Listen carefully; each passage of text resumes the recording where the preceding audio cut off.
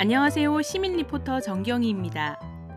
9월 개강 이후 각 대학 캠퍼스의 학생들이 붐비기 시작하면서 사이버 익명 게시판 글의 조회수도 함께 높아지고 있습니다. 페이스북과 같은 소셜 네트워크 서비스를 이용한 대나무숲, 대신 전해드립니다와 같은 익명 게시판은 대학생들의 많은 이야기들이 오고 가는 또 하나의 담론의 장이자 소통의 공간입니다.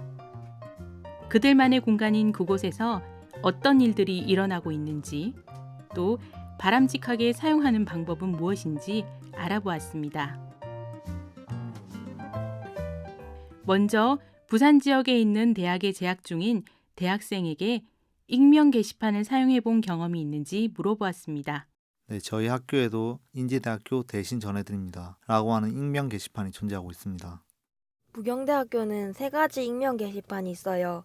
반짝정원이랑 대신 전해드립니다랑 대나무숲이 있는데, 반짝정원은 막 길 가다가 반한 사람? 이런 사람을 찾거나 아니면 짝사랑하는 상대에게 익명으로 속마음을 털어놓거나 하는 그런 글이 올라와요. 대신 전해드립니다는 주로 홍보 위주인데, 동아리 홍보나 알바 홍보? 이런 글이 많이 올라옵니다. 이것뿐만 아니라 부산 지역의 거의 모든 대학의 사이버 익명 게시판이 SNS상에 존재하고 있었는데요. 사용 당사자인 대학생들은 익명 게시판을 어떻게 사용하고 있는지 물어보았습니다. 어쩌다가 진짜 돈이 없어가지고 집을 못 가니까 모르는 사람한테 1,000원을 빌려서 집에 간 적이 있었거든요. 그분 안 갚아도 된다고 하시지만은 너무 고마워가지고 익명 게시판으로 감사를 표현하고 싶었는데, 모르는 사람이거나 직접 말하기 어려운 경우에 훈훈한 미담 같은 것도 올라올 수 있으니까는 그게 익명 게시판의 좋은 점이라고 생각해요. 학교에서 이제 영상 같은 거를 전공을 하다 보니까 작품을 만들던 중에 항상 출연할 인력이라든지 도움을 받을 만한 사람들이 많이 부족한데, 이렇게 도움을 주실 분이 계신가요? 하면서 글을 올리면 댓글로 사람들이 제가 도와드릴게요 하면서 인맥이 되어주는 그런 소통의 장이 되기도 하는 것 같아요. 하지만 이런 익명성을 악용해 남에게 피해를 주는 사례도 있었습니다. 연애 관련해서 가장 많이 봤던 글이, 이제 남자친구랑 여자친구랑 캠퍼스 커플로 잘 만나고 있다가 문제가 생겨서 헤어졌는데, 이제 여자가 그 남자의 욕을 그 경대전에 제보를 했던 거예요. 근데 그 남자인 걸 누가 봐도 주변 사람들은 알 수 있게 글을 올려가지고 그 여자의 글만 보고 사람들이 이제 댓글로 비난을 했던 적이 있는데, 알고 보니까 그 남자의 사정을 들어보니까 여자가 먼저 잘못을 해서 헤어졌고, 여자는 자기 잘못으로 헤어진 거를 이제 덮기 위해서 남자의 욕을 올려서 그 남자가 이제 학교에 고개를 들고 다니지 못하게 했던 그런 사건을 제가 페이스북을 보다가 목격을 한 적도 있었고요. 익명 게시판의 이런 문제들은 왜 일어나는 것일까요? 부산대학교 철학박사 장정아 교수에게 물어보았습니다. 익명 게시판의 본 취지는 자신에 대한 노출 없이 표현의 자유를 보장하고자 하는 것이었습니다. 하지만 현재 익명 게시판의 사용 형태를 살펴보면 지나친 음란성 발언이나 상대방에 대한 무례한 행동, 그리고 억제된 자신의 모습을 거칠게 표현하는 일들이 빈번히 발생하고 있습니다.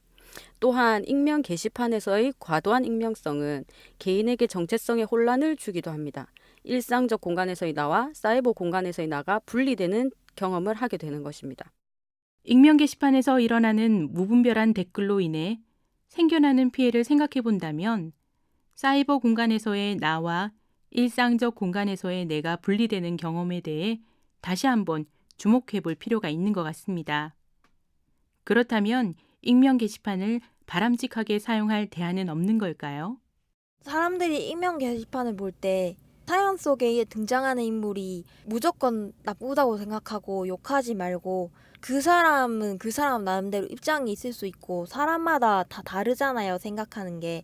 그래서 그거를 좀만 생각해 보면서 판단했으면 좋겠어요. 자기에 대한 정보를 드러내지 않기 때문에 오히려 더 용기가 생겨서 먼저 다가갈 수 있는 기회를 만들어주고 서로 마음을 열고 친해질 수도 있는 거고, 도움을 주면서 소통할 수 있는 장이 될 수도 있는 거니까 바른 쪽으로만 이용한다면은 충분히 긍정적인 걸로만 남을 수 있다고 생각하고 있습니다. 익명 게시판에 등장하는 이야기의 대상이 가상의 인물이 아니라 실제의 사람이라는 점을 분명히 인식하자는 학생의 말이 인상 깊었습니다.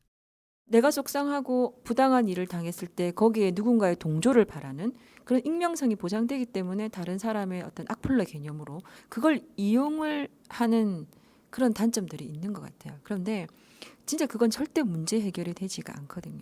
그 사람의 그때 그 기분을 다른 사람의 동조를 받는 걸로 끝날 뿐, 진짜 정말 사람과 사람과의 관계에 있어서 다른 사람과 관계에 부딪혔을 때는 바로 직접적으로 그 사람과 해결을 해야 돼요. 그 사람과 직접 만나서 마음과 마음을 열어가지고 억울함이나 기분 나빴던 점이나 그걸 해결할 수 있는 능력을 우리 대학생들이 좀 길러야 될 것 같아요. 서로의 또 용기를 북돋아주는 그런 게시판이 됐으면 좋겠습니다. 나 오늘 정말 누구누구 때문에 기분이 나빴어요. 어떻게 그 사람은 수업 시간에 그런 일을 할 수가 있어요. 그렇게 얘기를 하면 친구들이 맞아, 걔 원래 그래, 정말 나빠 이런 동조의 글보다는 그래도 그 사람 그날 엄청나게 나쁜 일이 있었었어요. 그래서 그날 그 사람의 컨디션으로 그렇게 밖에 할 수 없었던 일을 한 번만 누군가 이해해주면 안 되겠까 하는 그런 작은 댓글들로 인해서 그럴 수도 있겠다.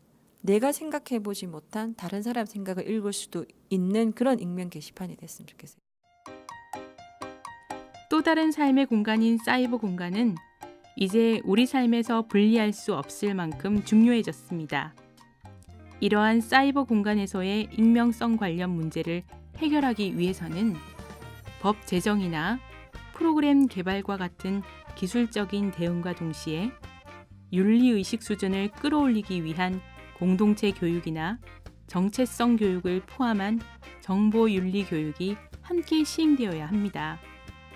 하지만 그 전에 먼저 익명 게시판을 사용하는 사용자들이 서로 마음과 마음으로 소통하고 직접 만나서 문제를 해결한다는 인식이 자리 잡혔으면 좋겠습니다. 자신의 의사를 자유롭게 표현하는 삶, 마음과 마음으로 소통하는 삶, 이것이 바로 우리가 꿈꾸는 인간다운 삶이 아닐까요? 시민이 만드는 청취자 참여 프로그램 시민 리포트는 시청자 미디어 재단 부산 시청자 미디어 센터가 지원합니다. 지금까지 정경이었습니다.